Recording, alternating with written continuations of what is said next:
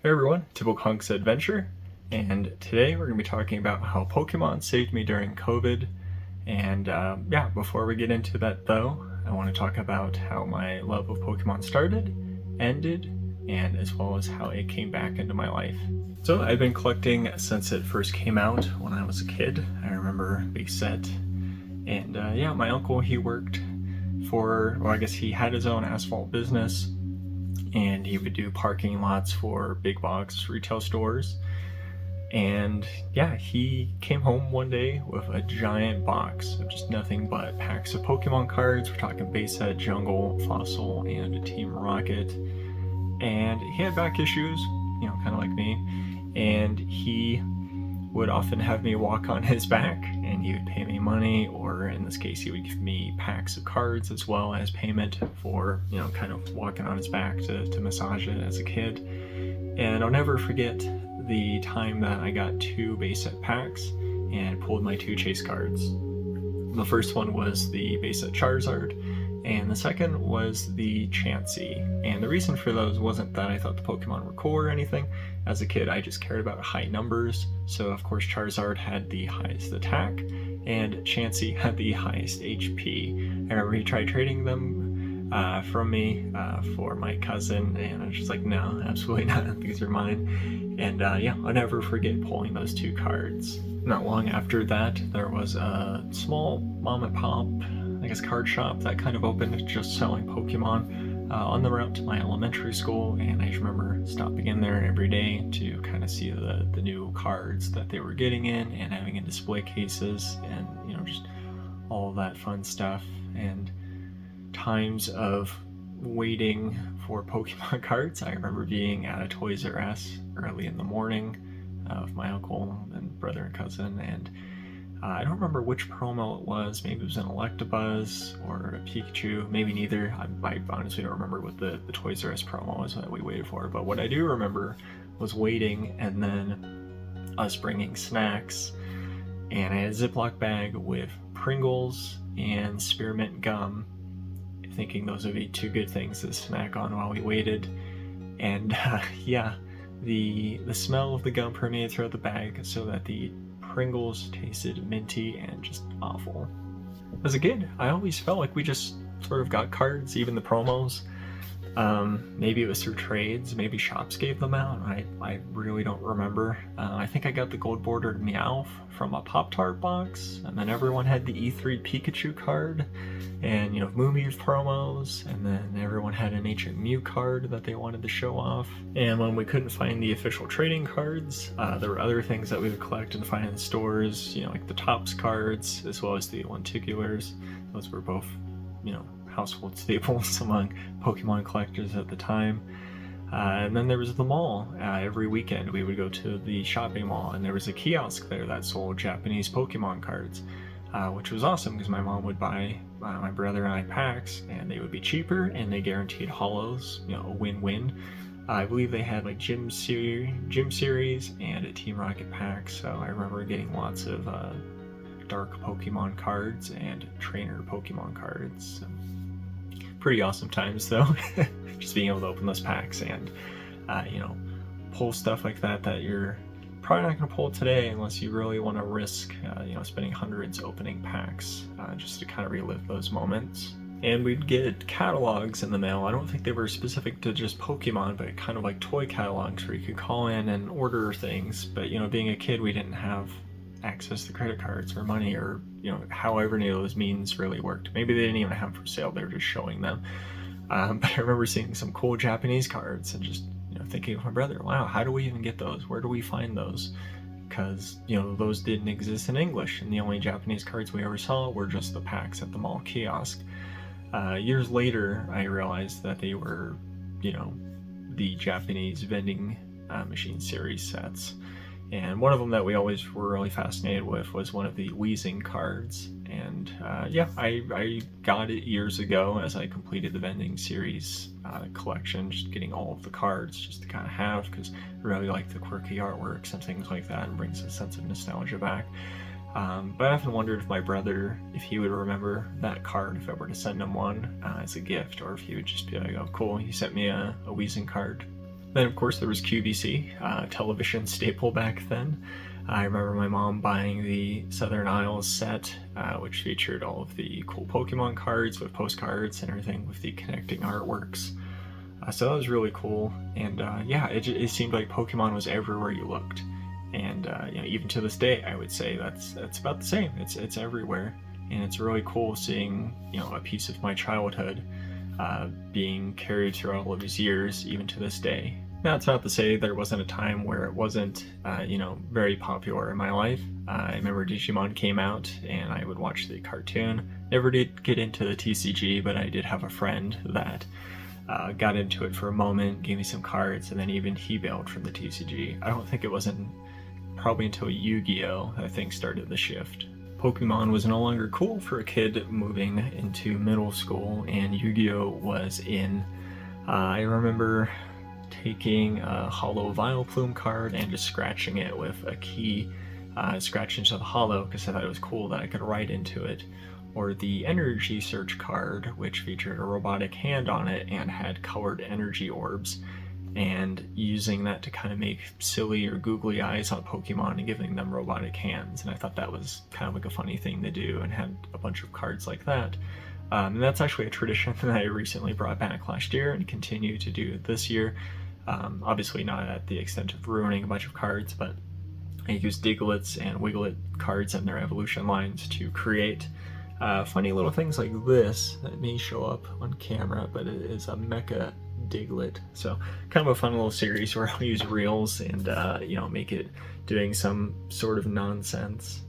And I would spend summers selling at flea markets with my great uncle Mike. I would sell Pokemon cards, sports cards, really any other things that I didn't want as a kid that I was hoping to make some money from for the summer. And I remember selling Pokemon cards in handmade packs that I would do, where I just sleeve up a handful. Every pack had hollow, and I think I was only charging $1 a pack. Struggled to sell some at sometimes, but kind of crazy to think about. But that's where a majority of my childhood collection went, and then a good chunk to my younger cousin. I remember even in the Neo sets, I was kind of slowly phasing out then, but not fully. I did have stuff from like Sandstorm and things like that. I remember like a Reverse Hollow Anariff from then, and Reverse Hollows being kind of this new crazy thing at the time. I remember him having cards and just like, oh yeah, that's cool.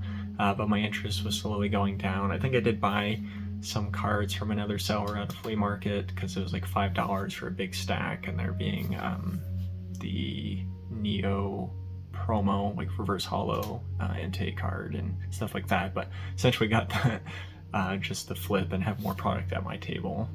With Yu-Gi-Oh! I actually don't recall buying any packs. Maybe I did. I feel like I just kind of acquired cards in a sense. Maybe friends traded them with me. Maybe I traded some Pokemon cards for them. Honestly not sure with Yu-Gi-Oh! But I enjoyed watching the cartoon. It was just really big while I was in middle school. And I'll never forget that there was like a little antique shop. I actually don't know why I went in there. Maybe I had a friend that was going in there buying cards, so I went in with him and decided, hey, yeah, they sell cards, let me check this out. But I never bought official packs from there. I just remember the owner, this old lady, she would make packs just with like spare cards, and she would wrap them in just napkins and then tape them and put a price. But I think they were like $1 a pack. And as a kid, I just remember going with like extra lunch money and just any spare change that I had, and going and buying these packs. And I didn't really care too much about what I was getting, or if card was worth anything or super rare. I just really liked the artwork, and I enjoyed opening those and just getting cards. Of course, as an adult, I realized she was probably just repackaging bulk to sell it. But as a kid, I didn't care. I was extremely happy with just getting what I got. And that makes me wonder, even with my kids, as I get them into Pokemon, if they care about the flash cards or not, or if they're just happy getting cards, and if bulk is also okay. Now, of course, I do have collections for them and stuff set aside, but, I think having a good, healthy mix is also fun. So they can see that there are really cool cards too, but, everything in moderation. But yeah, with that shop, I really appreciated that she did that, and I'm sure she was happy seeing that I was happy coming in and, buying those kinds of cards. In high school, I feel like everything shifted to Magic. I had family members that got into it, as well as my dad, and we would go to a shop that sold magic cards as well as Warhammer 40,000 pieces, and we were always buying packs of like Mercedes Mask, Nemesis, Prophecy, some of the other sets at that time, and just really collecting building decks. Even my dad, I don't think he really played with us, but he did buy into the hobby. I think he got like the Battle Royale collection box, which had a lot of like packs from like Urza's block, and then there's like the Beast of Burden card, which we always thought was really cool. But yeah, I don't remember whatever happened to any of my Yu-Gi-Oh cards as I shifted into Magic, but yeah, Magic was big for a while. But I had actually saved a good chunk of my childhood Pokemon collection without realizing it, and I only realized it when I was looking to move across the country, and one of the interns at my company that I was working at mentioned that he collected Magic cards, and as I was trying to downsize or decide what I was going to bring with me, I realized I had cards, and I was just like, hey, if you're interested, I will sell you my collection, which I did. So that was nice, one less thing I needed to bring, some extra money for like my new adventures as I was moving. But I did keep the Pokemon because there's no interest there, but I also didn't want to leave them with my parents. Kind of wish I did, because then I could have had them today. But yeah, you can't prepare for things like that. But yeah, thinking about it, yeah, there were a lot of things that I had in there.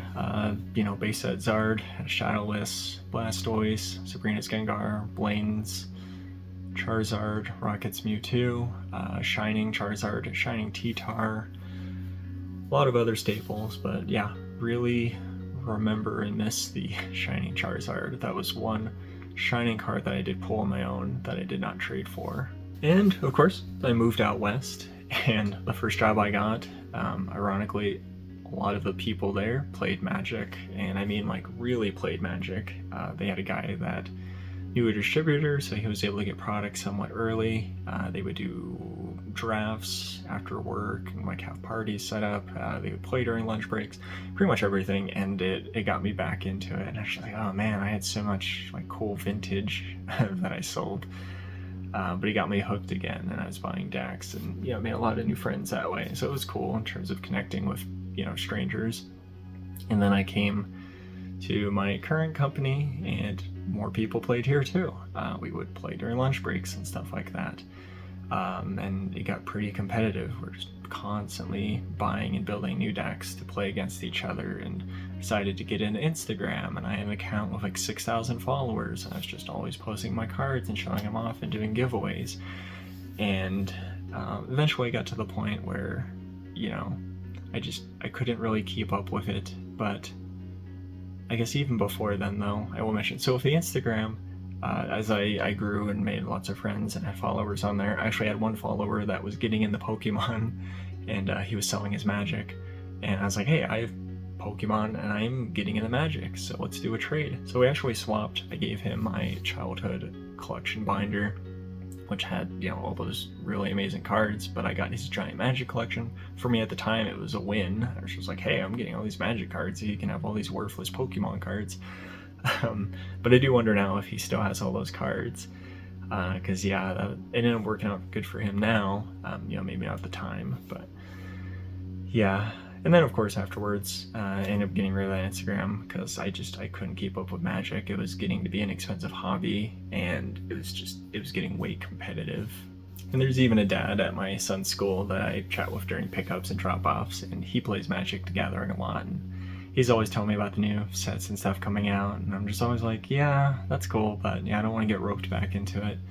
And even though I absolutely love Final Fantasy, there is a collaboration between them and Magic, but again, I'm not going to get roped into that. If I want some of the cards, I will just buy the singles to collect. So back to Pokemon and the reason for this video. So while I was still kind of in my Magic phase, Pokemon Go came out in 2016 and changed everything.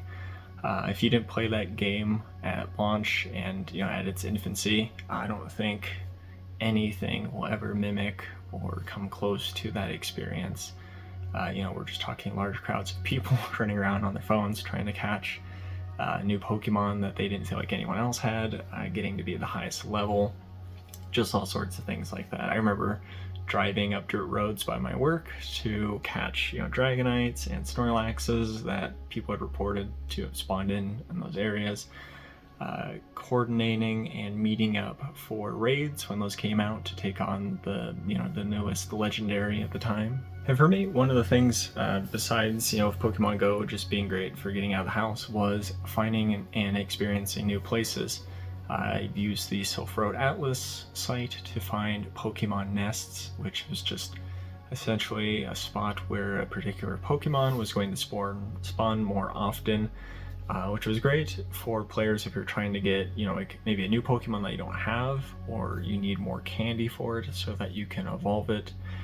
So nests were really great for that. And for me, it was just finding new places, new parks, areas to check out, even if I wasn't playing the app, just to experience. And one of them, I remember driving even like further past my work. I think it was an Oddish nest, and we got out and I was blown away by this place. It was just an open field, and it being a disc golf park, which is kind of interesting. But before I get to it, so it was an open field, and then there's just a giant wall of trees that just went across, and this trail that went into the trees, and it's really cool to see, especially for the first time. Kind of reminded me of something of like one of my favorite movies, Big Fish. Just this fantasy type area. And we got Pokemon there. There are things to do. Of course, it was a disc golf park, so that's kind of interesting that you take this trail and you go up into the woods of like the side of a hill, and then you're flinging frisbees and stuff, and you got to watch out for people like that. But it's also a park, and they're walking past and things like that. It was just really cool to check out, and that Pokemon Go kind of brought me there. And there have been other cool parks that I've gone to that are, they bring me to where there's a waterfall. And I was like, oh, cool, I didn't know there was a waterfall here. I only came here because I knew that it was a Pokemon nest. With that original disc golf park, years later, we actually had a work picnic / activity there. And I just remember, I was like, hey, I've been here before, all thanks to Pokemon. So it was really cool to see. And even at that activity, I was playing on, Pokemon Go. And to this day, I also still play Pokemon Go. So then there was COVID and lockdowns, and I was trying to figure out what I wanted to do indoors. And, first thing that kind of came to mind was getting back into card collecting and trying to find something that I wanted to do there. And I had gotten some Final Fantasy TCG for Christmases and stuff like that, but they were just starter decks. And I thought that's all they had. Just like, oh, cool, these are some characters and cards that you can have. Until one day I looked at them and I decided to look up a card, and I realized that they had a full-blown TCG and had all kinds of my favorite characters and, creatures from the series in there. And I got a bit carried away and just, was buying up a lot of the cards, and I was collecting it there. And then I came across the YouTuber Real Breaking Nate. I loved his down-to-earth and silly commentary in his videos. He reminded me of someone, but even to this day, I still don't know who. But I just loved his silly approach to things, so much that I actually showed my wife his video afterwards. And I loved his pack openings and just, him traveling around stores, finding product. That I decided, hey, I want to get into Pokemon. I want to collect my favorite Pokemon. And then that turned into, I want to collect one of each Pokemon so that I can have a Pokédex to look through of, all of the Pokemon that have come out, especially all the new ones that I wasn't familiar with for the years where I wasn't, playing Pokemon or even keeping up with, Pokemon Go, because they're only releasing so many new gens at a time. But I don't even know if Gen 5 was out yet in the game at that point. So a lot of new things I was learning in the app, as well as learning in the TCG and just getting caught up in general. And it was fun because it was almost like being a kid again and just learning about new Pokemon that were, out during that time. And so I was out and about buying, anything and everything I could find in terms of Pokemon product. Obviously not the most financially responsible thing to do, but I had fun getting a lot of product, opening packs and things like that. And then the big Pokemon craze hit. And then there was the McDonald's collaboration for their 25th anniversary. And then finding product became a little bit harder for a bit, which kind of reminds me of the current market now in 2025, where it's sort of a scalper's market. It's harder to find product. But at the time I had shifted to Japanese, and I had just as much fun opening Japanese product, and I could even find it on Amazon for really good prices that you can't find now. And then I even bought Korean boxes because they were even cheaper. And at that point I didn't really care about I wasn't in it for like money. I just wanted certain cards I really liked the artwork for, and I didn't care what language it was going to be in as long as I had the card. And I also just enjoyed opening a lot of packs. And then everything started to simmer down a bit, and I decided to have a new goal. I wanted to have one of every holo from the WotC era sets up until the end of Neo, so not Legendary Collection. Mainly because these were sets that I remembered and really loved as a kid, and for some reason I didn't want master sets of them, which is probably part of why I got rid of them that I'll get into in a moment, but I wanted one of each holo, so I collected, everything from base, jungle, and so on, all of the Neo sets. We're also talking exclusive holos like the secret rare Raichu, not only for Rocket, but then also I believe for Neo Discovery, and then there were the other additional holos that came out in Japanese that were only non-holos in English for some of the Neo sets. And then also expanded beyond just that, but then also the Shining Pokemon cards in the Neo sets. I also included that into this collection. So I did meet that. I did have them all. But for some reason it didn't bring a sense of fulfillment to me. So yeah, I don't know if it was due to not mastering those sets and having all the other cards that go with them. Maybe it was that I had a mixture of cards between English, Japanese, and I think 1 or 2 German cards for the Shining, things like that. Maybe it was that, or maybe it was just that I completed it, but then I didn't want it.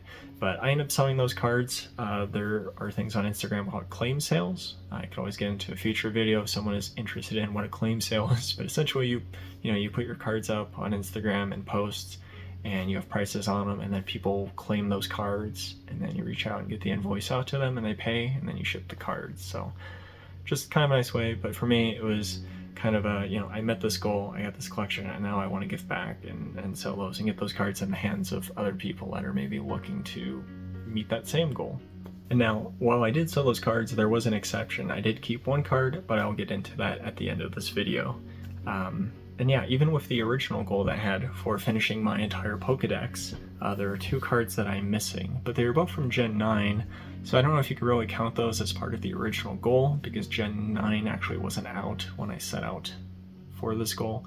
But they're relatively cheap cards. I could get both of them for under $1, but also, what's the rush? Do I need these cards right now? Probably not. Hopefully I'll have them done before Gen 10 is announced, hopefully. But if I did finish them, what do I do then? Do I figure out a new goal?